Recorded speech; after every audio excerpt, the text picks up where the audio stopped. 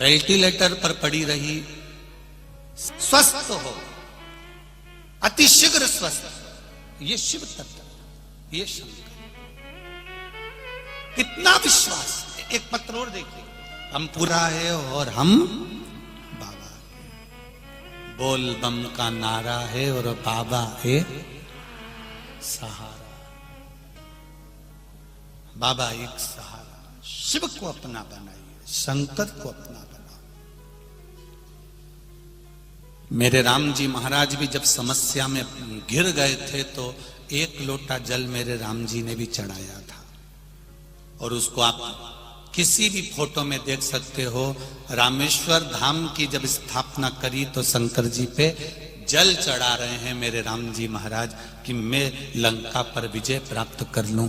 भगवान कृष्ण के यहाँ संतान नहीं हुई तो उन्होंने भी शिव जी की आराधना करी गर्गाचार्य बाबा के कहने पर।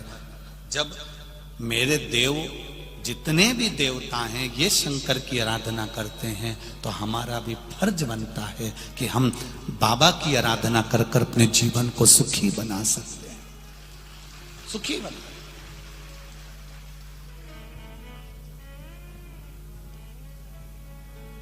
बैठा है वो अलमस्त, पिता का दरवाजा और परमात्मा का दरवाजा कभी बंद नहीं होता।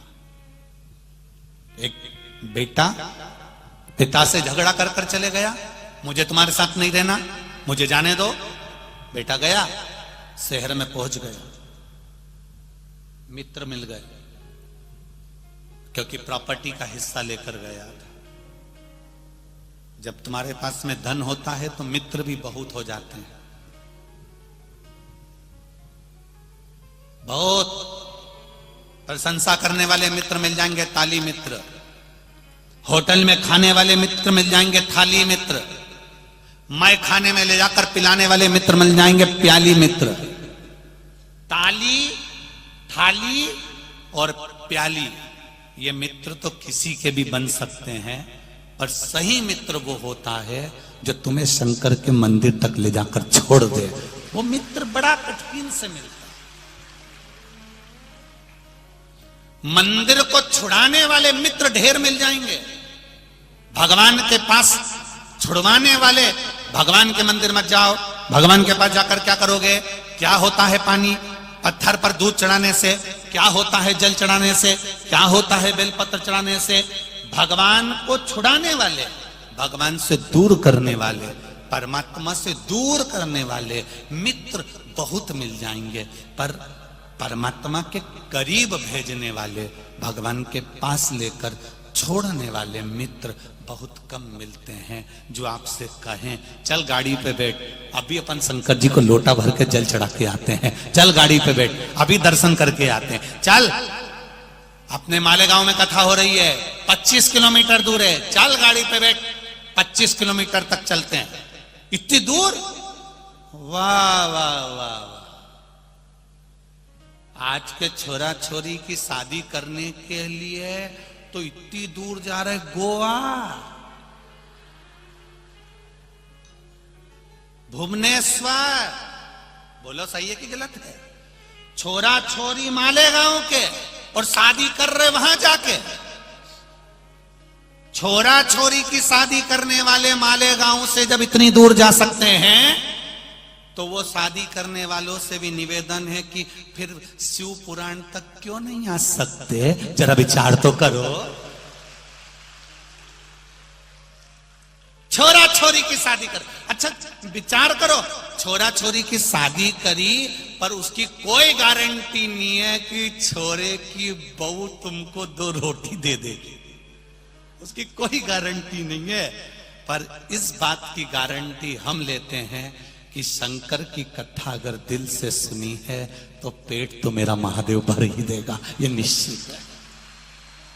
शादी में 50 लाख, 1 करोड़, 25 लाख, 20 लाख रुपए खर्च करे, कोई गारंटी नहीं कि बहू 2 रोटी देगी, गरम रोटी देगी, ये कोई गारंटी नहीं। अब वो गरम रोटी दे रही है कि गरम गरम डंडे दे रही है, इसका कोई गारंटी नहीं। कोई बात। अब वो तो कौन के गुरुजी, अब तुमसे हम पूछें तो कोई तुम बोलोगी, बस चेहरा उतार के बैठी रहोगी तो तुम्हें गुरुजी समझ जाएगा पापड़ी की हालत ऐसी ठीक है, कई करे उसमें क्या बोले।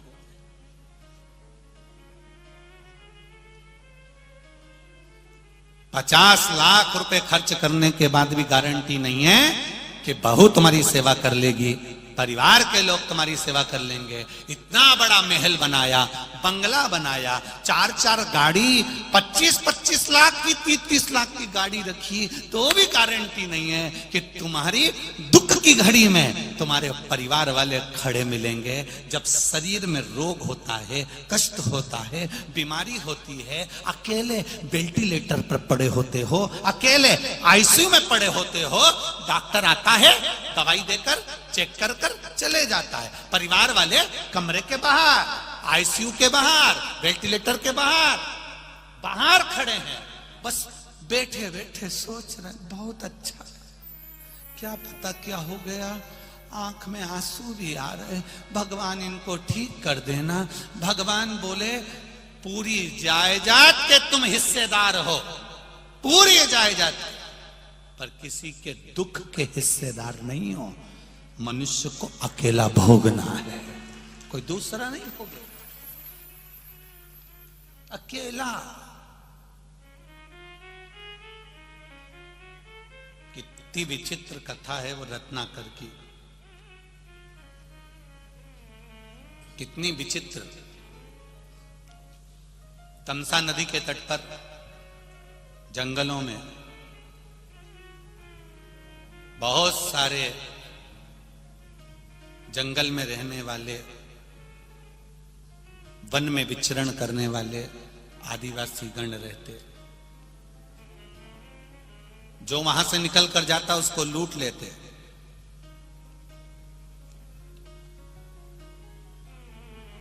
किसी को मार देते, किसी को काट देते, दूसरों का धन इकट्ठा कर लेते।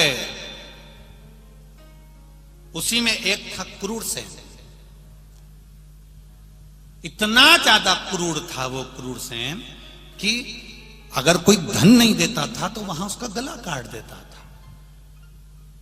बहुत तकलीफ में क्रूर सेन से बड़े त्रसित हो गए लोग। उसकी धर्म पत्नी बड़ी धर्मात्मा थी। धर्म पत्नी ने अपने पति क्रूर सेन से कहा, चोरी कर कर कर इतना धन लाते हो, डाका डाल कर इतना धन लाते हो, लोगों को काट कर मार कर इतना धन लेकर आते हो, लूट कर इतना धन लेकर आते हो, अपने घर में तो वैसे ही बच्चे नहीं हैं, संतान नहीं है, पुत्र नहीं है, औलाद नहीं है, फिर ये किसके लिए इकट्ठा कर रहे हो, किसके लिए जोड़ रहे हो? क्रूर सेन ने कहा, संतान नहीं है तो क्या हुआ, क्या मैं धन इकट्ठा नहीं करूं? पत्नी ने समझाया, क्रूर सेन नहीं माना तो कह दिया, कल तेरे संतान नहीं है तो मैं किसी की संतान उठा के ले आऊंगा। पत्नी हाथ जोड़ के बोली, किसी मां का क्यों दिल दुखाना? अरे जब उसके यहां संतान हो गई, थोड़े दिन रोएगी, उसके घर में दूसरी संतान हो जाएगी, कम से कम तेरी गोदी तो भरा जाएगी, अपनी जायदाद संभालने वाला तो कोई मिल जाएगा। क्रूर सेन को गुस्सा आया, नगर में चले गया, गांव में चले गया, एक ब्राह्मण के बच्चे को उठाकर ले आया, पत्नी की गोद में दे दिया। पत्नी ने उस बच्चे से लाड़ प्रेम करा, स्नेह करा, उसको पाल पोस कर बड़ा करा। बड़ा हो गया तो वो बच्चा क्रूर सेन के साथ में शिकार पर जाने लगा, लोगों को लूटने लगा, वो भी लूटपाट में लग गया। उसका नाम था रत्नाकर। क्या नाम पड़ा? रत्नाकर। वो भी लूटने लगा, वो भी लोगों को मारने लगा, वो भी डाका डालने लगा, वो भी चोरी करने लगा।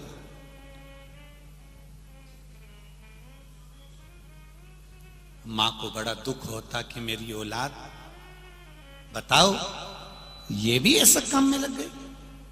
एक लगा हुआ था, ठीक था, पर पिता के ये भी ऐसा चोरी करे, ये भी डाका डाले, ये भी लोगों को मारे, ये कहां का तरीका है? तो उसको मां को बड़ा दुख होता था। धीरे धीरे रत्नाकर जब बड़ा हुआ, शादी कर दी, बच्चे हो गए, सब कुछ आनंद हो गया, बहुत बड़ा डाकू बन गया, बहुत बड़ा डाकू। एक दिन संत निकल कर जा रहे थे, उनके साथ में देव ऋषि नारद निकल कर जा रहे थे। श्रीमन नारायण, श्रीमन नारायण, श्रीमन नारायण।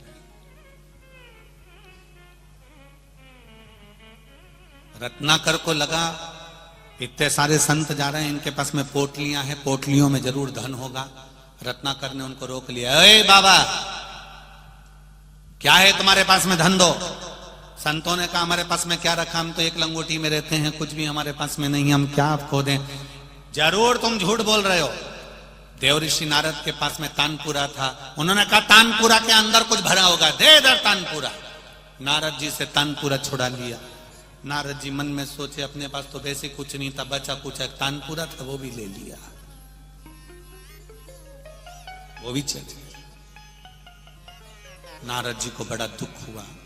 नारद जी ने मन में सोचा ये डाकू है, इसको ऐसे समझाएंगे तो समझ में आएगी नहीं। नारद जी ने कहा मेरे पास में बहुत सारा धन है, पर शर्त केवल एक है। क्या शर्त?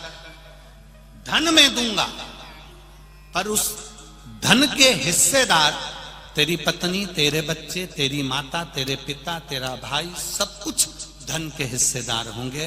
पर तू जो चोरी कर रहा है, जो गलत काम कर रहा है, इसके हिस्सेदार क्या तेरे परिवार वाले होंगे? देव ऋषि नारद ने जब कहा, रत्नाकर हंसकर बोला, मेरी पत्नी, मेरे बच्चे, मेरे हर चीज के हिस्सेदार हैं, तो मेरे कर्म के भी हिस्सेदार मेरे पत्नी और बच्चे रहेंगे। नारद जी ने कहा हम यहीं पर हैं, पहले उनसे लिख कर लिया, हम तुझे बहुत सारी दौलत दे देंगे। ओ रत्नाकर बोला कि तुम कहीं भाग गए तो? नारद जी बोले हमको पेड़ से बांध के चले जा, ले रस्सी। रस्सी से पेड़ से बांध दिया। देव ऋषि नारद को और संतों को। रत्नाकर अपने घर गए, अपनी पत्नी और बेटे को बुलाया, अपनी मां को बुलाया, पिता को बुलाया, कहा मेरे पास में जो धन है उसका हिस्सेदार कौन कौन है? पत्नी कहती है मैं हूं, बेटा कहता है मैं हूं, पिता कहते हैं मैं हूं, मां कहती है मैं हूं। अब रत्नाकर ने पूछा, मैंने लोगों को मार डाला, मैंने लोगों का खून खच्चर कर दिया, उस पाप का, मेरे दुख का, मेरे कर्म का हिस्सेदार कौन कौन है? इतने में पत्नी ने कहा फालतू की बात मत करो, जिसने जो कर्म करा है उसको भोगना पड़ता है, तो तुम मेरे कर्म के हिस्सेदार नहीं हो, ये तो कभी हो ही नहीं सकता। बेटा कहता है पिताजी मैंने कभी नहीं कहा कि आप चोरी करो, आपके हिस्सेदार। मां कहती है मैंने कभी नहीं कहा कि तू चोरी कर ला। पिता कहता है मैंने कभी नहीं कहा तुझको कि मेरे साथ चोरी करने चल। रत्नाकर ने उस पल देव ऋषि नारद के पास जाकर हाथ जोड़ लिए और देव ऋषि नारद से कहा, नारद जी ये बताओ कि कोई दुनिया के लोग हमारे धन के हिस्सेदार हो जाते हैं, सुबह 8 बजे से लेकर रात को 10-10 बजे तक दुकान पर बैठकर कमाते हो, उस कमाई के हिस्सेदार तुम्हारे बेटा, बेटी, पत्नी, रिश्तेदार, माता, पिता, सब तुम्हारी जायदाद के हिस्सेदार होंगे। पर तुमने दुकान पर बैठकर जो झूठ बोला, दुकान पर बैठकर जो बेईमानी करी, नौकरी में, सर्विस में, जहां बैठकर तुमने 1 का 2 करा, तुम्हारे किए गए कर्म का हिस्सेदार कौन होगा? कोई दूसरा नहीं। अंत समय में भुगतना तुझे अकेले पड़ेगा। तब रोएगा, चिल्लाएगा, तड़फेगा, पलंग पर अकेला पड़ा रहेगा, कोई नहीं संभाल रहा। डॉक्टर आएगा, इलाज कर कर चले जाएगा, पत्नी पैसा लगा देगी, रिश्तेदार देखने आ जाएंगे, पर शरीर में जब कष्ट होगा, सिर दुखा दर्द तुम्हें हुआ, हाथ दुखा दर्द तुम्हें हुआ, कमर दुखी दर्द तुम्हें हुआ, लीवर किडनी में प्रॉब्लम हुई दर्द तुम्हें हुआ, तकलीफ तुम्हें हुई, कष्ट तुम्हें भोगना है, कोई दूसरा नहीं भोगेगा। तुम्हारे कर्म का भोग तुम्हें भोगना है, कोई दूसरा नहीं।